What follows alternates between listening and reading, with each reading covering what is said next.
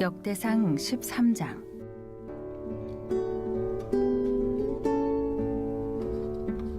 다윗이 천부장과 백부장 곧 모든 지휘관과 더불어 의논하고 다윗이 이스라엘의 온 회중에게 이르되 만일 너희가 좋게 여기고 또 우리의 하나님 여호와께로 말미암았으면 우리가 이스라엘 온 땅에 남아있는 우리 형제와 또 초원이 딸린 성읍에 사는 제사장과 레위 사람에게 전령을 보내 그들을 우리에게로 모이게 하고 우리가 우리 하나님의 궤를 우리에게로 옮겨오자. 사올 때에는 우리가 궤 앞에서 묻지 아니하였느니라 하매 뭇 백성의 눈이 이 일을 좋게 여김으로 온 회중이 그대로 행하겠다 한지라. 이에 다윗이 애굽의 시홀 시내에서부터 하맛 어귀까지 온 이스라엘을 불러 모으고 기럇 여아림에서부터 하나님의 궤를 메어오고자 할새 다윗이 온 이스라엘을 거느리고 바알라 곧 유대에 속한 기럇 여아림에 올라가서 여호와 하나님의 궤를 메어오려 하니 이는 여호와께서 두 그룹 사이에 계심으로 그러한 이름으로 일컬음을 받았더라.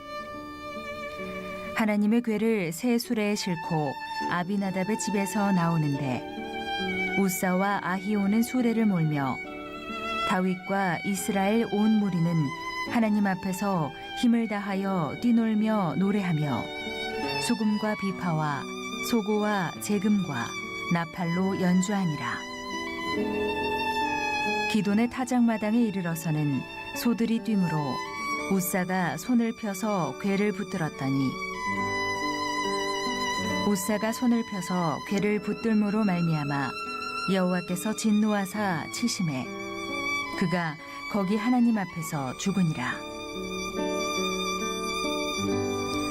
여호와께서 우사의 몸을 찢으셨으므로 다윗이 노하여 그곳을 베레스 우사라 부르니 그 이름이 오늘까지 이르니라.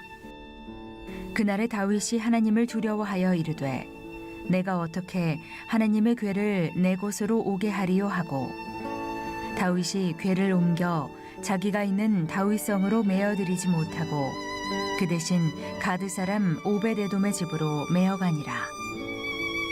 하나님의 궤가 오베데돔의 집에서 그의 가족과 함께 석 달을 있으니라. 여호와께서 오베데돔의 집과 그의 모든 소유에 복을 내리셨더라. 이른 새벽 미명 마음의 소원을 품고 겸손한 마음으로 하나님 품에 나오신 여러분 모두를 주님의 이름으로 축복하고 환영합니다. 하나님은 우리의 외모를 보고 판단하지 않고요, 우리의 마음의 중심을 보신다 그랬잖아요. 그래서 우리가 신앙생활하면서 가장 중요하게 생각하고 또 우리가 관리해야 되는 것은 다른 게 아닙니다. 우리의 마음을 관리할 줄 알아야 돼. 할렐루야. 두 마음을 품은 자들 아무리 기도해도요, 하나님은 그런 사람들 기도 응답하지 않는다는 거예요. 하나님을 향하여 한 마음을 품는 성도들이 되시길 바랍니다. 자꾸 사탄은 우리로 하여금 마음을 두 마음을 품게 만들어요. 이런저런 환경 때문에 또 이런저런 일들로 자꾸 우리의 마음이 하나님을 향하여 하나로 가지 못하고 자꾸 갈라지게 만든다는 거예요. 오늘 여러분의 마음이 또 특별히 이런 코로나 사태에 여러 가지 근심과 걱정, 염려 이런 일들로 인하여 마음이 갈라지지 않기를 간절히 바랍니다. 가장 큰 축복은 여러분의 마음의 정원이 하나님을 향하여 온전히 타오르는 거예요. 그럴 때 하늘이 주는 축복, 평안, 기쁨, 환희, 이런 구원의 감격 이런 것들이 여러분의 삶에 가득 흘러 넘치게 될 줄로 믿습니다. 오늘 마음에 아직도 근심이 있고 걱정이 있고 그런 마음이 갈라져 있다는 거예요. 여러분의 마음을 위해서 기도할 줄 아는 성도들 되시길 바랍니다. 오늘도 영상을 통해서 함께하는 이들도 주님의 이름으로 축복하고 또 환영합니다.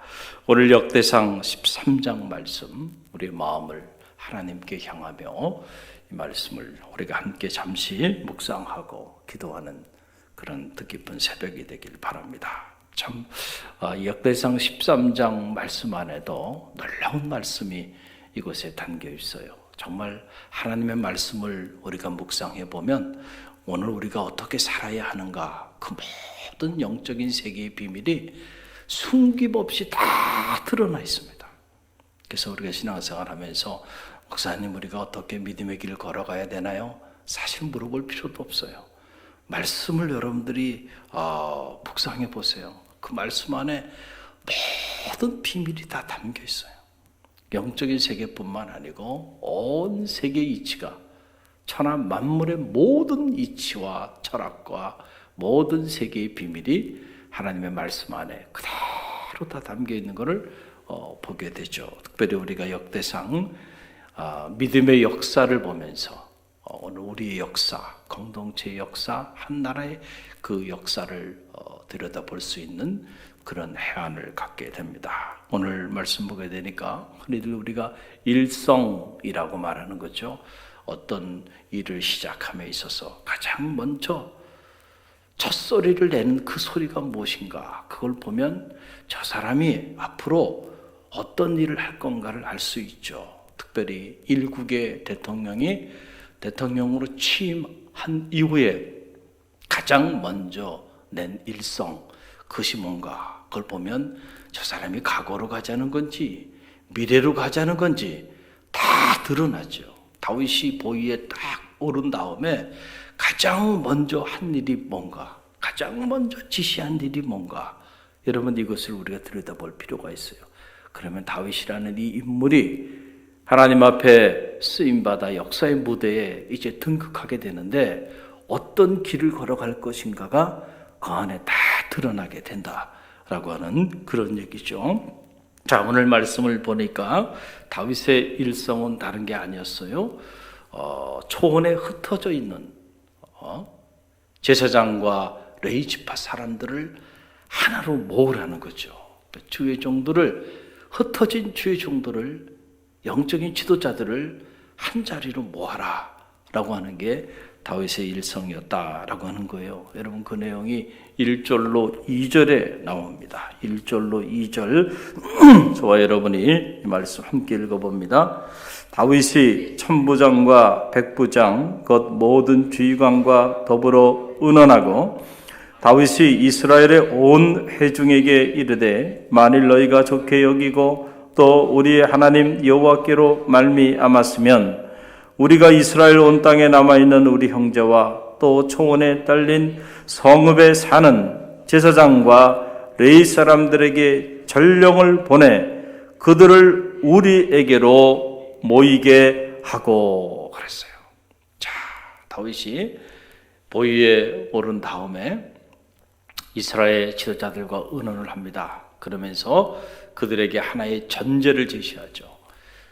오늘 이 자리에 있는 여러분들이 정말 하나님께 속한 하나님의 사람이라고 한다면, 그렇다고 한다면 오늘 내가 여러분에게 내리는 명령에 따라서 순종해 주시길 바랍니다 라고 하는 그런 얘기, 쉽게 말하면. 그러면서 하는 얘기가 여러분들이 정말로 하나님께 속한 하나님의 사람이라고 한다면 저 성읍에 흩어져 살고 있는 제사장과 레위 사람들을 한 자리로 모읍시다 라고 하는 얘기예요. 그 얘기를 듣고 이스라엘의 지도자들이 좋게 여겼다. 할렐루야.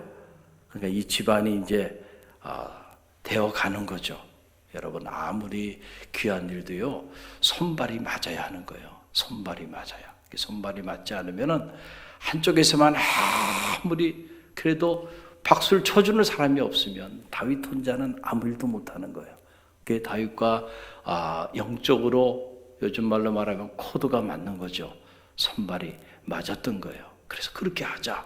누구도 이 일을 제기하는 이가 없고 그렇게 하기로 결정하고 나가는 것을 보게 되는데, 자 그러면은 왜 다윗이 제사장과 레위 사람들을 그가 보위에 올라서 가장 먼저 한 자리에 모으게 했을까라고 하는 거예요. 참 놀라운 말씀이 오늘 이곳에 담겨 있는데, 여러분 그 내용이 우리 보면 3절로 4절 말씀 보게 되면 그 내용이 나와요. 우리 함께 읽어봅니다.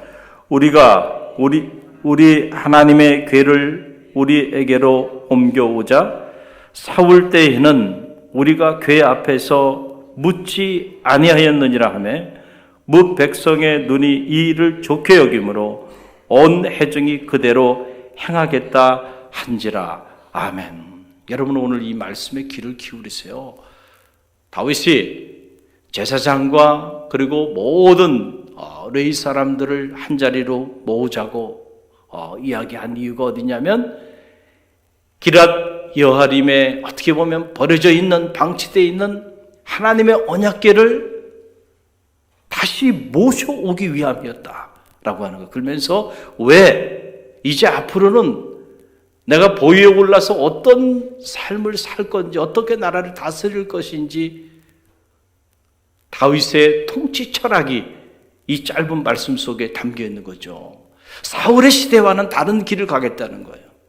사울의 때는 여호와의 언약궤 앞에 묻지 아니하였던 시대였다. 그 말은 무슨 말이에요? 나는 다른 길을 가겠다. 나는 여호와 앞에 모든 것을 묻고 나라를 다스리는 소위 신정 통치를 하겠다. 하나님 중심으로 나라를 다스리겠다라고 하는 강력한 의지를 다윗이 지금 피력하고 있는 거죠. 할렐루야. 여러분에게 얼마나 중요한 말씀의 흔적입니까? 사울이 왜 그렇게 영화롭게 보위에 올랐다가 하나님께서 그에게 모든 보직을 다 준 거 아닙니까? 나라 전체를 다스릴 수 있도록 모든 권한을 그에게 다 부여해 줬는데, 그리고 가만히 지켜보니까 처음에는 잘했어요. 그런데 시간이 지나면서 보니까 사울이 더 이상 하나님 앞에 묻지 않고 행동을 하더라는 거예요. 여러분, 이것을 우리가 한 단어로 뭐라고 표현하나요? 교만이라는 거예요. 가장 무서운 게 교만이에요. 하나님께 더 이상 묻지 아니하였다. 사울의 가장 치명적인 약점, 가장 치명적인 실수는 바로 여기 있어요. 하나님께 더 이상 묻지 않았던 사람, 여호와의 언약궤 앞에서 나라를 다스리면서 그가 중요한 일들을 추진하면서 하나님 앞에 더 이상 묻지 아니하고 자기 감정대로, 자기 의지대로, 자기 생각대로 판단하고 추진했던 사람, 그 사람이 누구예요? 사울이에요. 그래서 사울의 시대는 영원하지 못하고 비참하게 세 아들도 전쟁터에 나가서 다 죽임을 당하고 사울 자신도 스스로 목숨을 끊고 가문 전체가 멸문지하를 당하게 되는, 그 이유가 어디 있냐면 바로 사울은 하나님께 더 이상 묻지 않았던 사람이에요. 그걸 누가 알고 있었어요? 다윗이 위대한 거는요, 이런 통찰력이 있었던 인물이었다는 거예요. 다윗이 사울에게 쫓기면서 그렇게 20여 년 동안 그 고난의 사지를 헤매면서 다윗이 깨달은 게 바로 그거예요. 자, 사울처럼 살지 않겠다. 사울이 왜 저렇게까지 무너지게 되었는가? 그 원인을 정확하게 알았던 거예요. 내가 보위에 오르면 나는 철저히 하나님 말씀 중심의 삶을 살겠다. 결심한 거죠. 그리고 어떤 일을 하든지 하나님께 묻고 나가겠다는 거죠. 그래서 다윗이요, 우리아 안에 밧세바를 범하는 이 치명적인 실수를 해도요, 다시 회복될 수 있는 회복 탄력성을 가질 수 있었던 이유가 어디냐면, 다윗은 하나님 앞에 물을 수 있는 영성이 있었던 하나님의 사람이었기 때문에 그렇다는 거예요. 할렐루야. 그렇기 때문에 자기를 영적으로 돌아보고 하나님 말씀 앞에서 자기가 얼마나 끔찍한 죄를 저질렀는지를 알고요, 그 통일 왕국 시대를 이루는 막강한 권력을 가지고 있었던 다윗이요, 나단 선지자, 그 선지자가 하는 그 책망 앞에 옷을 찢고 죄를 뒤집어 쓰고요, 나를 죽여달라고, 내가 죽일놈이라고 그렇게 통회하며 자복하며 겸손히 나갈 수 있었던 인물이 누구예요? 다윗이에요. 다윗과 사울의 차이는 여기서 나는 거예요. 다른 게 아니에요. 능력으로 보면은 아마 사울이 더 출중했던 인물이었죠. 그러나 사울과 다윗의 차이는 한마디로 말씀드리면 사울은 하나님 앞에 묻지 않고 행동했던 인물이에요. 하나님보다 앞서서, 기도보다 앞서서, 여러분 우리가 어떤 일을 결정하고 추진할 때 꼭 기억하세요. 후회하지 않으려면 충분히 하나님께 기도하고 결정하시기를 바랍니다. 아멘입니까? 여러분, 그 일을 사람에게가 아니고 하나님 앞에 충분히 기도했어요. 그래서 하나님께서 마음에 기쁨을 주시고 확신을 주셔서 여러분이 행한 일입니까? 그러면은 누가 뭐라 그래도요, 여러분 그 일을 행하십시오. 하나님이 함께하여 주실 것입니다. 그런데 반대로 여러분이 여러분 나름대로 여러분 생각과 여러분의 의지와 여러분의 감정대로 계획하고 판단하고 일을 척척척척 추진해 나갔습니까? 그래서 처음에는 일이 잘 되는 것 같아서 너무 기뻤나요?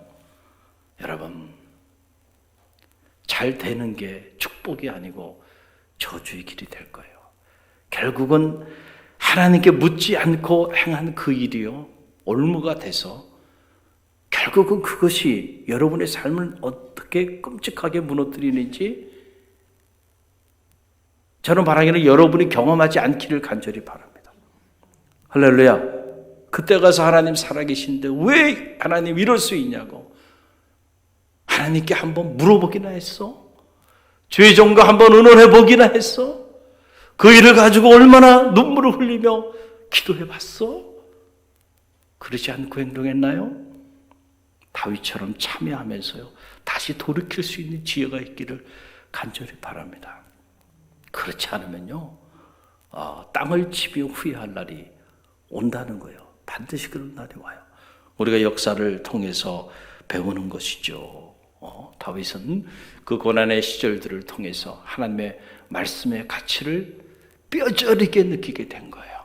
그래서 주의 말씀은 내 발의 등이요 내 길의 빛이니이다. 그래서 내가 보위에 오르게 된다면 나는 철저히 하나님 말씀 중심의 삶을 살겠다 결심하고 또 결심한 거예요. 그래서 가장 중요한 것이 뭐냐? 제사장과 레위 지파 사람들을 한자리에 모으고 기럇 여아림에 있는 하나님의 말씀을 달성으로 다시 가져오게 해서 그 말씀 앞에서 내가 모든 것을 물으며 하나님이 다스리는 나라 신정 통치를 하겠다는 거죠. 그래서 다윗의 나라는 영원한 거고 사울의 나라는 그렇게 비참하게 무너지게 되었다라고 하는 사실이에요. 역사를 통해서 배웁니다. 오늘 우리가 어떤 삶을 살아야 할까? 여러분, 가만히 보면 사람들은 이 무대 아래에 있을 때는요, 누구나 겸손해요. 겸손하죠. 그리고 말씀대로 이렇게 살고자 몸부림쳐요. 그런데 하나님께서 이제 때가 되면 무대에 이렇게 올려주세요. 완장도 채워주시고 직분도 주고 어떤 자리에 이렇게 다 올라서 일을 하게끔 해주고 나면, 그러면 그때부터는 더 이상 하나님 앞에 묻지 않는 사람들이, 사울 같은 사람들이 있다는 거예요. 그 말을 흔히들 하는 말이 개구리 올챙이적 시절 생각하지 못한다. 영적으로 보면 계시록의 말씀에 의해 보면 첫사랑을 잃어버린다. 초심을 잃어버린다는 거예요. 그래서 비참하게 무너져 내리게 된다라고 하는 사실이에요. 우리 갈릴리 교회 새벽 사람들은, 여러분들 중에 그런 사람들은 한 사람도 없기를 간절히 바랍니다.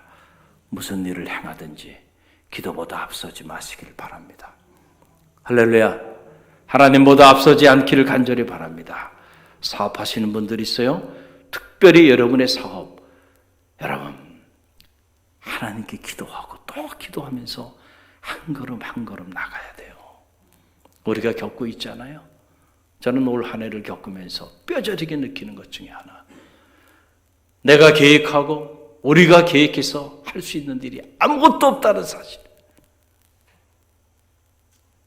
오래 믿음 안에서 계획하고 믿음 안에서 추진하고자 했던 모든 일들 단 하나도 추진하지 못하고 속수무책으로 다 내려놓고 말았잖아요.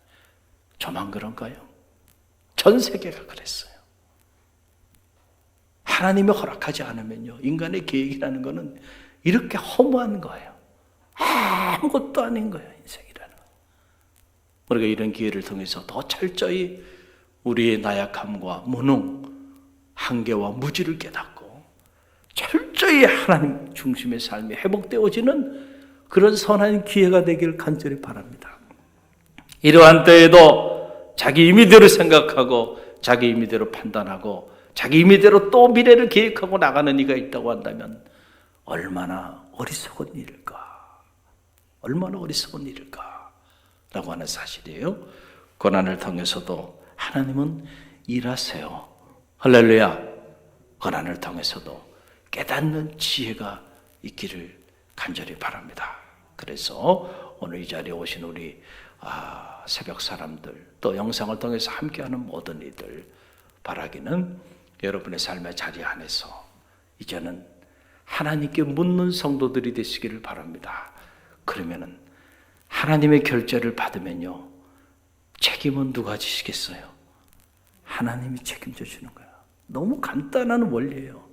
그런데 왜 하나님의 결제를 받고자 하지 않을지 참 안타까워요. 하나님의 결제를 받고 그렇게 믿음의 길을 나아가는, 그래서 여호와의 말씀은 내 발의 등이요 내 발의 빛이요 내 길의 등이니이다 고백했던 다윗의 고백처럼 여러분의 삶의 자리 안에도 한 걸음 한 걸음 인생의 길을 걸어갈 때에 모든 판단의 기준이 여호와의 말씀이 되시기를 간절히 바랍니다. 그럴 때 여러분의 인생길 다윗과 함께 하셨던 것처럼 당장은 고난이 있고 역경이 있고 힘들지만 결국 다윗의 나라는 영원했고 사울의 나라는 당장은 영화로웠지만 오래가지 못해 비참하게 무너져 내린 거, 우리가 이 역대기를 통해서 배우게 됩니다. 오늘 이 말씀을 우리가 가슴에 품고 우리가 함께 중보하며 기도하는 그런 한날이 되길 주님의 이름으로 간절히 축원드립니다.